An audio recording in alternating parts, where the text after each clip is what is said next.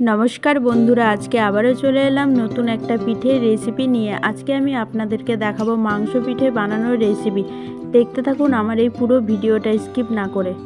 প্রথমে আমি এখানে মাংসগুলোকে কেটে ধুয়ে রেখেছি। দেখুন এরকম ছোট ছোট সাইজের করে কেটে নিতে হবে।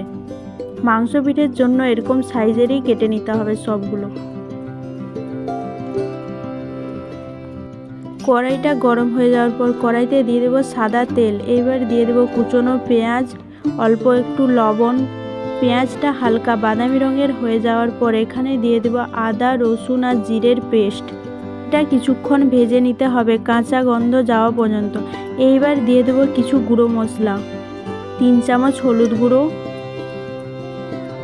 আর 3 চামচ লঙ্কা গুঁড়ো। এই চামচে 3 চামচ করে আমি দিয়ে দিয়েছি। এবার আবারও সবগুলোকে ভেজে নেব। মশলা থেকে তেল ছেড়ে দিয়েছে। এইবার দিয়ে দেব মাংসগুলো, পরিমাণ মতো লবণ।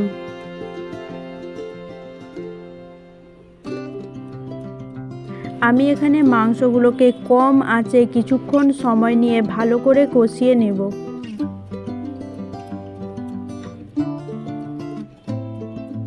কষানোর সময় আমি একটু অল্প জলও দিয়েছিলাম। দেখুন এখানে আমার হয়ে গেছে মাংস কষানো। এই মাংস কষাটা পুরোপুরি শুকনো করা যাবে না। এখানে আমি নিয়েছি আতপ চালের গুঁড়ো। এটা আমি বাড়িতেই বানিয়ে নিয়েছি। আতপ চাল ভিজিয়ে তারপর শুকনো করে মিক্সার গ্রাইন্ডারে গুঁড়ো করে নিয়েছি। মাংসটা পুরো ঠান্ডা হয়ে যাওয়ার পরেই এই গুঁড়ি দিয়ে মেখে নিতে হবে।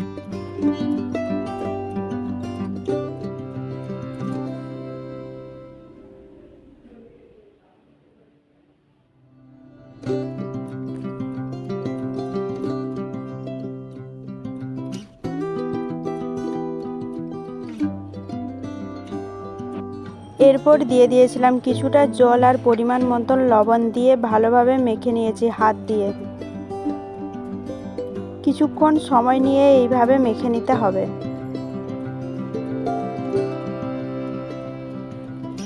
যাতে গুঁড়িগুলো দলা পাকিয়ে না যায়।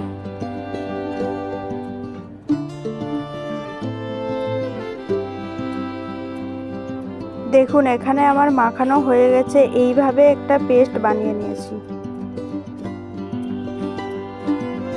এইভাবেই বানিয়ে নেবেন, বেশি ঘন করা যাবে না। আপনারা ততক্ষণে আমার এই চ্যানেলটিকে সাবস্ক্রাইব করে দিন।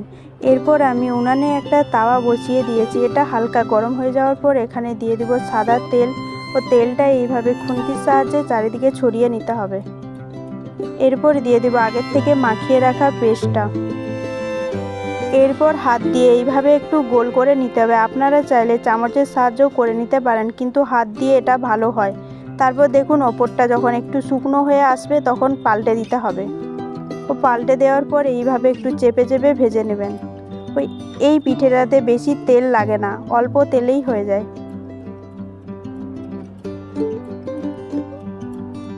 আবারও একই পদ্ধতিতে আরও একটা বানিয়ে দেখাবো আপনাদেরকে।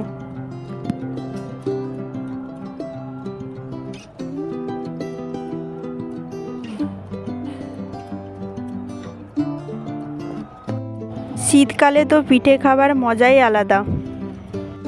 আবার সামনেই আছে মকর সংক্রান্তি। দেখুন কি সুন্দর হয়েছে, পুরো পিঠেটাতেই মাংস ভর্তি আছে। ও এই পিঠেটা খুবই নরম হয়, খেতে খুবই সুস্বাদু হয়।